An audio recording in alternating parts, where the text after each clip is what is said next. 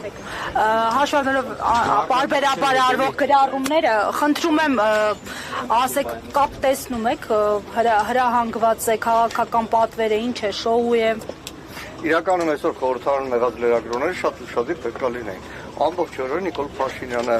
նստած, անջատված նստած այդ կառավարության հաշվետվությունն է։ Մեկ էլ որ պայթեր, մենք պատգամավորները մեր գործընկերները որ դալիճում ներկա են, մեկ էլ անակնկալ եկած խելագարի պես սկսեց շարել։ Իրականում այս քինախնդրությունը, այն ինչ որ կատարում է, նայեք, այստեղ հարյուրավոր ոստիկաններ են դիմակավորված։ Լրագրողներին կոչ կանեմ, որպես նախկին խմբագիր, ավելի լավ տարածքը նկարեք, հարյուրավոր ոստիկաններ դիմակավորված հավաքվել են։ Ինչին են սպասում են։ Շեթի հրահանգի։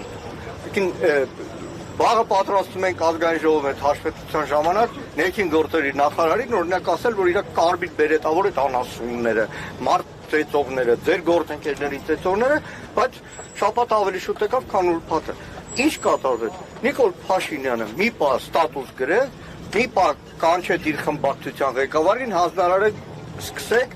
ու բոլորը ինչ որ անհոդաբաց նախադասություններով ազգային ժողովի ամբիոնից է խոսում ու զուգահեռ իր ֆրակցիայի ամենակարևոր մասը մլիցեքը ոստիկան չեն դրան, հայրենիքի ոստիկան չեն, որոնց ազատեցին Հայաստանի անվտանգության պաշտպանության պարտականություններից օրենքով, որոնց առավոտվանից գիշեր տարիներ շարունակ ուղղակի ծառայեցնում են Նիկոլ Փաշինյանի կամակորություններով։ ԱԱԾ-ն նույն ձևի սատանա որսացող սև վերնաշապիկով, սև շապիկներով մարդ որսացողներին չունեն որևէ արժանապատվություն, չունեն հայրենիք, պատիվ, ուսադիրի պատիվ, ոչ մի բան չունեն։ Իրանք մենակ Նիկոլ Փաշինյանի ծառաներն են։ Եվ մեր հայրենակիցները այսօրը ուղղակի ամենախայտառակ օրինակն է։ Ի վերջո ով մայրաթոր գնացել է, նայեք, իրականում ես բախտ եմ ունեցել մի քանի առիթով գնալ։ Այն ծառայությունը, նվիրատվությունը, որդիական նվիրաբերումը, որ Սամվել Կարապետյանն արել է մայրաթորի նկատմամբ, այդ մի հատվածն է միայն։ Ու դրանից հետո ուղղակի մարդու գնահատական է, որովհետև խոսքը վերաբերվում է մեր հայ առաքելական եկեղեցուն։ Իսկ ինչու՞մ է մեղադրվում։ Ոչ մի բան չի մեղադրվում։ Ոչ մի բանում չի մեղադրվում։ Մեղադրանք չկա։ Փորձել են մտնել, որևէ բան չի ստացվում։ Որևէ բան երևի Նիկոլի Նշել էր, որ իրենց միջոցներով են գործողություններ իրականացնում։ Հերթական անգամ որևէ հոդաբաց նախադասություն ներքին գործերի նախարարությունը չի ասել։ Որևէ բան չկա դա։ Սպասում են երևի շեֆը իր ներվային վիճակից երբ է դուրս գալու, նորից հանձնարարական տալու է, թե չի տալու։ Բայց կրկնում եմ, սա իրականում սրբազան պայքար, որ ասում եմ Բաքրատ Սրբազանի պայքար չէ։ Սա իրականում 1903 թվականին Նիկոլայ Ցարը նույն ձևի հայ առաքելական եկեղեցու գույքերը եկեղեցին ուզում էր գրավել։ Ամբողջ Կովկասում հայ ժողովուրդը դուրս եկավ։ Նույնիսկ Արևմտյան Հայաստանի ֆիդայական խմբերից շատերը եկան Արևելյան Հայաստան հայ առաքելական եկեղեցին պաշտպանելու։ Այսօր նույն իրավիճակն է։ Ու ցանկացած մեկը, որ Նիկոլի հրահանգով մասնակից է դառնում այս ամեն ինչի, պետք է գիտակցի, որ ուղղակի նրանց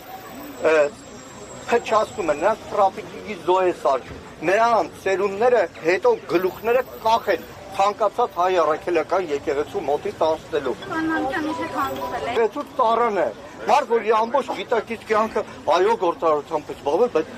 ամեն ինչով մեր ժողովրդի ցանկացած մատից խուշ անելու մասնակից է դարձել։ Հիմա դառնալ ուղղակի ազգային ժողովի դալիճով այդ պահին կորցրեց տիրապետումը Նիկոլ Փաշինյանը։ Ու ցավում եմ Հայաստանում չկա օրենք ոստիկանների համար։ ԱԱԾ դատախազում որևէ մեկի համար չկա։ Ասեմ դե այսօր ազգային ժողովի Արծիվ Պինասյանի հարցով քննարկվում է Սերանոյանը։ Հիշեք մի քանի շաբաթ առաջ Նիկոլ Փաշինյանի խելագարելի ջղադկությունները ազգային ժողովում մի արտահայտություն։ Հետ տվեք այդ կադրերը նայեք, ասեց Սերանոյանն քեզ ու կողքինից դադելու է։ Այսօր գլխավոր դատախազը գլուխը կախ